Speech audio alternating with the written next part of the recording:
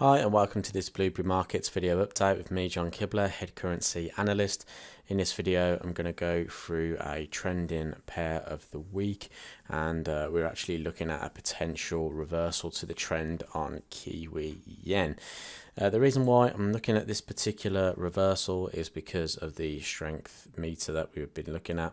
The Kiwi is starting to fall and yen is starting to bounce from this sort of -6 areas and is moving to the upside. So that could create a potential reversal in the trend. As one currency weakens, one currency strengthens, we should see a potential trending environment. So in this case for Kiwi yen, I'm hoping to see a bit of a downtrend form. So if I go into Kiwi yen at the moment, obviously everything's still trending to the upside. So we've got the market making higher highs and higher lows, and recently we obviously saw quite a lot of weakness coming into the market, especially if I go up to that weekly time frame. We can see there was a lot of sellers coming into the market in and around this area.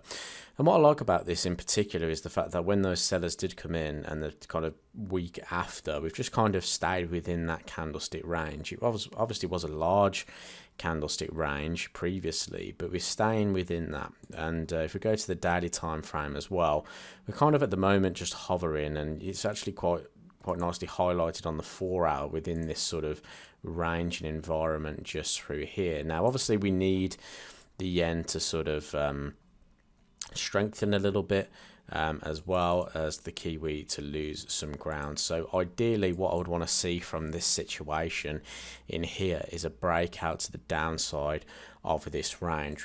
Like I said, we're dominantly in an uptrend. So if we're expecting the Kiwi to weaken and the yen to strengthen, I'd be looking for downtrending opportunities. Now that only comes when price starts making lower lows and lower highs, and at the moment we don't have that. Price is making higher highs, it's come back into this previous structure high in here, and it's just trading sideways now. And the reason why it's trading sideways is because both currencies are showing some slight or similar strength and weakness at the moment. So we're getting that sideways price action. No currency is really winning at the moment.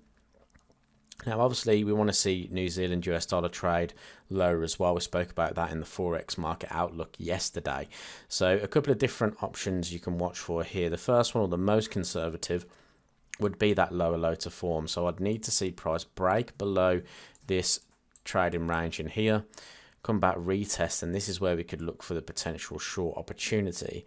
Alternatively, you could be a little bit more aggressive, and what I mean by that is you could look to trade from the top of the range down to the bottom of the range, and then look to either take half your position off and let the rest run, or look to add in on continual pullbacks, so break and retest. So what you could look for is if price was to climb into this area here, even give us a nice false breakout of that point there, you could look for a short opportunity here with your first targets being these lows, and then obviously look for that break and retest after the fact.